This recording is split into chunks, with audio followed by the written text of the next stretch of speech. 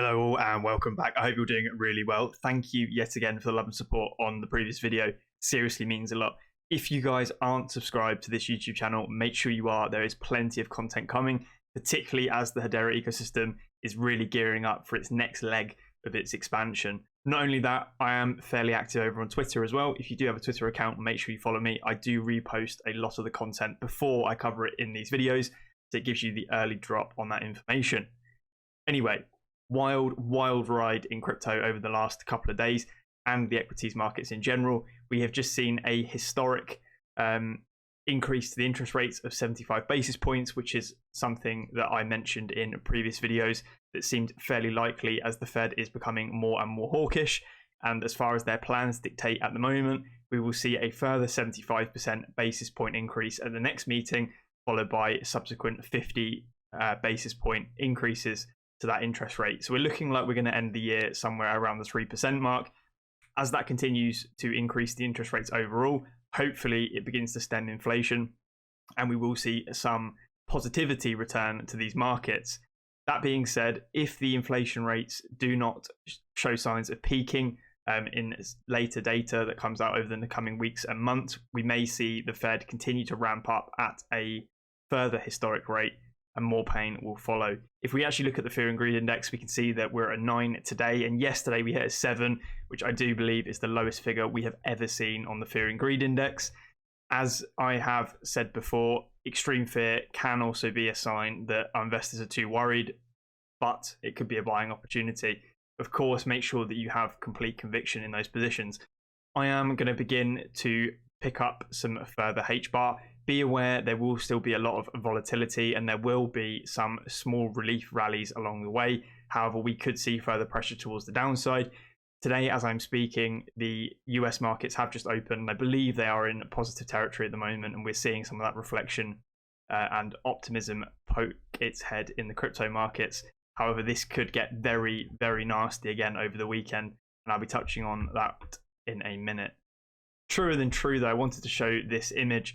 $69,000 Bitcoin, and this is a classic depiction of fear of missing out. At $70,000 Bitcoin, everyone was rushing to their brokers to pick up as many coins or satoshis as they possibly could, and then we're sat at 30k Bitcoin or even 20k Bitcoin right now, and a lot of people have decided to vanish from the markets. And there's one thing I would say: if you are in this for the long term, stay in the loop when it comes to crypto over the next sort of months and potentially even years of this crypto winter. This is where you will be able to build the biggest positions that you have conviction in and have the greatest chance of performing incredibly well next time a bull rally returns. If you decide to leave crypto now because you are admittedly sad about your position sizes, it was either because your position sizes were too big and you didn't have the conviction in them and you weren't able to sleep at night, you were over invested in the markets, or because you didn't quite understand what you were buying and therefore you were sad about those positions. Currently, I am fairly happy actually that majority of these markets have retraced, as it gives a better opportunity for myself to build some positions, and not only that, research new coins without them pumping 2 days before I even get around to looking at them. Of course, I will be continuing to stack my Hedera bags, particularly as that ecosystem development is going fairly well at the moment, and we are seeing things like NFTs, Web 3.0 and Metaverse expand on Hedera. Really great stuff. Touching on some of the news, Elon Musk has seen logic in integrating crypto payments into Twitter. Obviously, this could become a very real thing if he does go through the purchase. And then if one can use Twitter to make convenient payments, that's an increase in usefulness, and i.e. that would be an increase in profitability or potentially revenue generation for Twitter itself as an income stream. So we could be seeing some further integration there if that does go ahead. Let's have a quick look at some of the Bitcoin technicals then. As I said, we may see some relief rallies of kind. So Bitcoin is still trading well below the 200 weekly moving average. Typically, this doesn't last very long. We can see here back in March of 2020, this only sustained for a short period, potentially up to half a month. Maybe something similar happens here, or maybe we are in unprecedented territory and this continues to capitulate further towards the downside. Thankfully, we are still holding at that $20,000 Bitcoin level. If we do fall below that, there is a real likelihood that we could move down quite quickly to $18,000 and then further down as we approach previous all-time highs. Interesting tweet here as well from 𝗟𝗙𝗙𝗡 talking about Bitcoin price action looks very similar or eerily similar to what it did after the May Federal Open Market Committee. That Federal Open Market Committee was the one we had on Wednesday to decide the next move for interest rates, which was obviously a 75 basis point increase. And what we can see here after that Federal Open Market Committee, unfortunately, there was a small relief rally, as I said, and then there was a much larger move towards the downside, which we could see happen again. And hence why I'm saying be very careful about any positions you enter at the moment. There could still be quite a distance for cryptocurrency projects to fall. I'm not saying don't buy, I'm just saying make sure you're prepared for what is going to happen next in any eventuality, whether it be up or down. Bitcoin trading volume has, though, spiked to the highest level since December 2021. I think a lot of this is people, particularly miners, I believe, are moving their crypto onto exchanges in order to liquidate their positions themselves. It is not the bullish kind of volume where people are removing Bitcoin from exchanges to hold in wallets, unfortunately, at the moment. And we can also see we've got tons of liquidations happening in the markets at the moment. Obviously, we had that lunar death spiral. We've had lots of talk about celsius and 3 Arrow Capital. We can see here crypto lender BlockFi has liquidated a large client to mitigate risks amid the 3 Arrows troubles. So obviously 3 Arrows as well being very close to liquidation themselves. If I do jump across, crypto hedge fund 3 Arrows has failed to meet lender margin calls. However, not in its entirety. They do still have some positions open, but they are getting very, very close to further margin calls. We could see their entire positions be liquidated and the company fall into insolvency. And then at the same time, we've got very similar issues happening with Celsius at the moment. And this continues for me to say, make sure that if you do hold large positions of cryptocurrency, that you take them off those centralized exchanges, particularly if they're not some of the big players, or even if they are the big players, it is well worth putting them inside a non-custodial wallet that you own the keys to, or even on some form of hardware wallet where you can throw it in a drawer and not have to worry about it. And we can see here as well, Celsius and 3 Arrow Capital were massive Bitcoin whales. 𝗟𝗘𝗙𝗏 was a massive Bitcoin holder, and Terra depleting the Lunar Foundation Guard's Bitcoin reserve took Bitcoin PX down. Celsius and 3 Arrows Capital liquidated in the same night by Tether/FTX was like 2 Terra Lunas in the same night. Massive pressure on Bitcoin, yet we still managed to hold the $20,000 level. Now, whether this is being propped up by other institutional investors at the moment, or whether this is a market equilibrium point where we will continue to hold $20,000 is yet to be seen. As I mentioned, there are eerily similar, or the charts look eerily similar to what we saw at the previous Federal Open Market Committee, small relief rally, and then further leg to the downside. Enough of that, talking about the cryptocurrency markets across the board. You guys need to make your own mind up as to what you're doing. Let's jump into some Hedera news, as there is a lot going on in the community again, and there's some great things to be bullish about.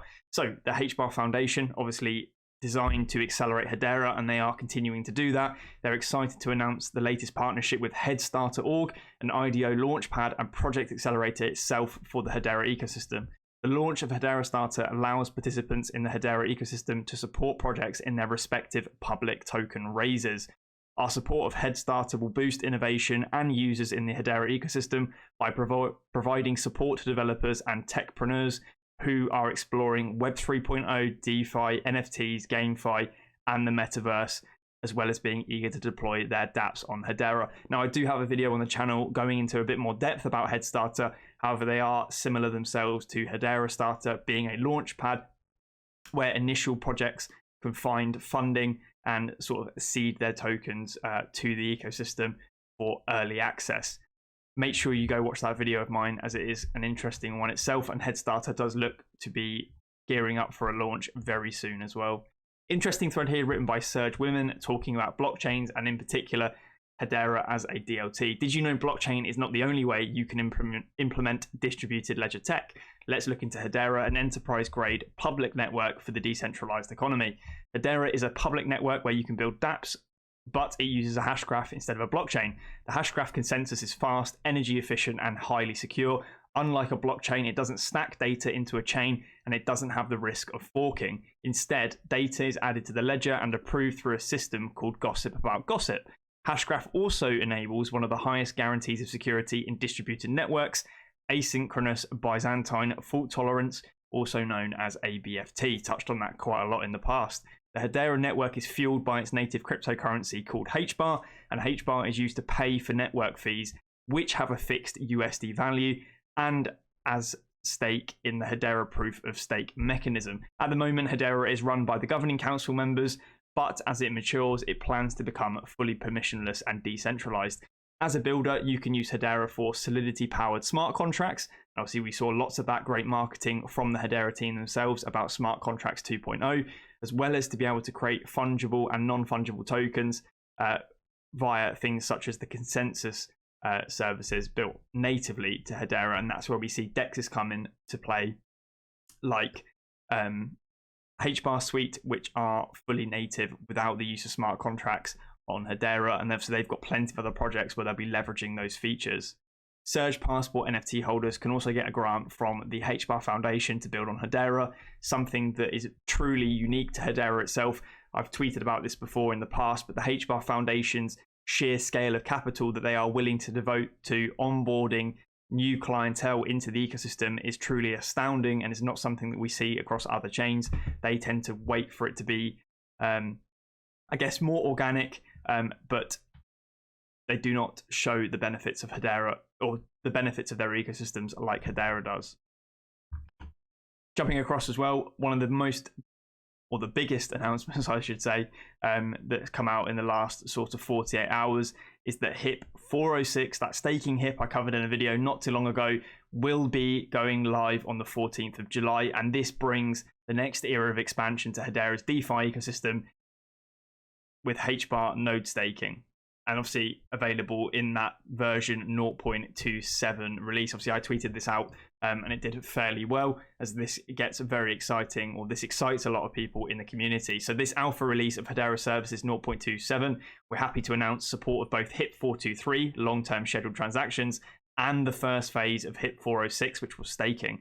Initial release of scheduled transactions in 0.13 allowed users to do asynchronous signing of transactions requiring multi-party SIGs, but all signatures had to be collected within 30 minutes. Contract operations could not be scheduled, and there was no way to delay a transaction once it had been collected or had collected all required signatures. HIP 423 solves these limitations, and users will now be able to schedule a larger set of operations, including contract operations, and their execution may be deferred for up to a year. This could be very interesting for different minting purposes as well.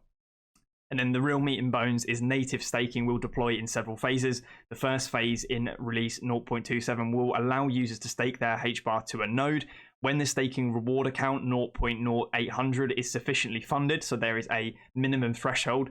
When the total HBAR staked to that node exceeds this minStake threshold, users will receive staking rewards for each full day they stake. So that becomes the epoch. The epoch is 24 hours. As a side effect of any transaction that changes their balance, the values for the threshold, balance, and minStake are still under review by the council, so this will be later decided. However, this should function very similar to other ecosystems, such as the Cosmos ecosystem with Atom. You can obviously pledge or stake your Atom tokens directly to nodes themselves, and then you receive rewards off the back of that, and we will see something similar here. And this will continue to get built on top of, as there was information in that HIP 406, which had the ability to provide staking rewards to those who just hold HBAR in their non-custodial wallets themselves. Very similar to how Dovu staking works. You interact with the DApp, you don't actually have to pledge it or put it into any kind of pool, and you just receive staking rewards for holding those tokens within your wallet. And hopefully we will see further developments to this proposal to enable that on Hedera. Big stuff happening tomorrow at 12 p.m. noon Eastern time. Make sure you guys are in the Discord server. I'm going to play this for you real quickly, as we do have the Dead Pixels public mint 2 incoming, 500 ghosts at 200 HBAR each, which is incredibly low, particularly when I called the last drop and shilled the project slightly.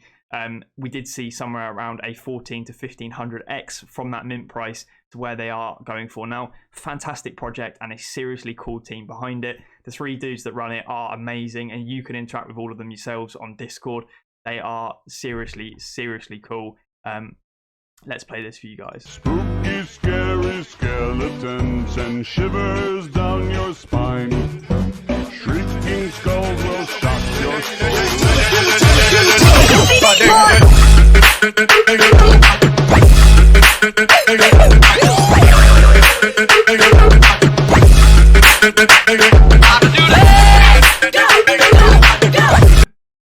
So really cool video there, which I believe Dpgc commissioned from Pandas, which is obviously another NFT project on Hedera, and a cool one at that. I will be doing a video on 𝗧𝗜𝗡𝗡 marketplace soon, looking at these different projects and showing you guys how to interact with the marketplace, in particular the secondary marketplace on 𝗧𝗜𝗡𝗡. However, I will be around in the Discord server Saturday trying to pick up some of these ghosts. Last time I believe they sold out in less than 60 seconds.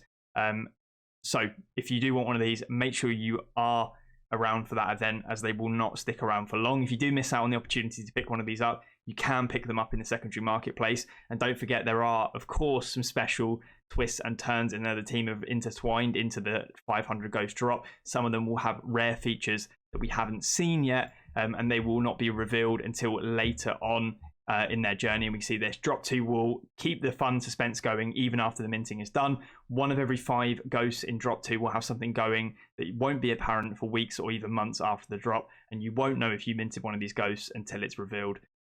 Awesome stuff from the team. Anyway guys, that wraps up this video. Hopefully you enjoyed it. If you did, leave a like, drop a comment if you've got something to say. I'm more than happy to respond to the comments. Obviously be careful with replies. There are bots that do try and impersonate me. I will never ask you to contact me first. If I do reach out to you, it will be via official channels like my Twitter account, for example. Until then, I'll catch you in the next one. Take it easy.